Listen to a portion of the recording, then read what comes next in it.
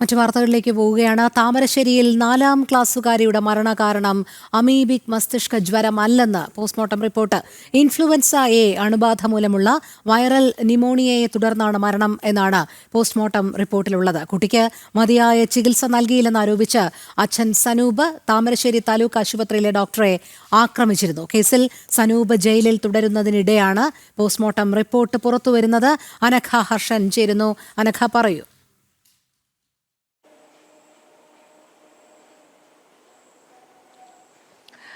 രോഹിണി, ഇന്ന് അല്പം മുൻപാണ് ഈ മരിച്ച 9 വയസ്സുകാരി അനയുടെ പോസ്റ്റ്മോർട്ടം റിപ്പോർട്ട് പുറത്തു വന്നത്.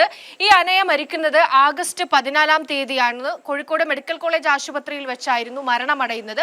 ഈ സമയത്ത് ഈ ആശുപത്രിയിൽ നിന്ന് നൽകിയ വിവരവും അതുപോലെ തന്നെ ജില്ലാ മെഡിക്കൽ ഓഫീസറും പറഞ്ഞിരുന്നത് അനയ മസ്തിഷ്ക ജ്വരത്തെ തുടർന്നാണ് ഈ 9 വയസ്സുകാരി മരണപ്പെട്ടത് എന്നായിരുന്നു. ആ റിപ്പോർട്ട് തന്നെയാണ് ജില്ലാ മെഡിക്കൽ ഓഫീസർ നൽകിയതും. ആരോഗ്യ വകുപ്പിന് അടക്കം നൽകിയ റിപ്പോർട്ടിലും ഇത് തന്നെയായിരുന്നു പറഞ്ഞിരുന്നത്. എന്നാൽ ഈ അല്പം മുൻപാണ് ഈ കുട്ടിയുടെ postmortem report Kozhikode medical college ആശുപത്രിയിൽ നിന്ന് പുറത്തു വരുന്നത്.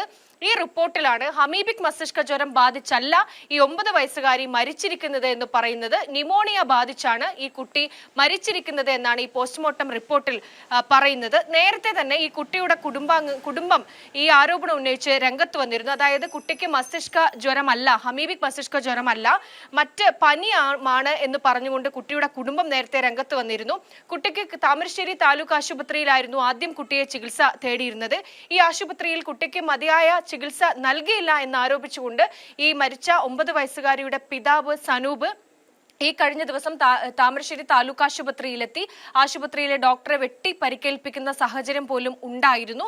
നിലവിൽ ഈ കേസിൽ ഈ സനൂപ്, ഈ കുട്ടിയുടെ അച്ഛൻ, ഈ ജയിലിൽ തുടരുന്നതിനിടെയാണ് ഈ പോസ്റ്റ്മോർട്ടം റിപ്പോർട്ട് പുറത്തു വരുന്നത്. മറ്റൊന്ന്, ഈ ഡോക്ടറെ ആക്രമിക്കാനുണ്ടായ ഒരു സാഹചര്യത്തിന്റെ തലേ ദിവസം ഈ സനൂപ് കോഴിക്കോട് മെഡിക്കൽ കോളേജിൽ എത്തുകയും ഈ ഡോക്ടറോട് തന്റെ കുട്ടിയുടെ പോസ്റ്റ്മോർട്ടം റിപ്പോർട്ടിനെ കുറിച്ച് സംസാരിക്കുകയും ചെയ്തിരുന്നു.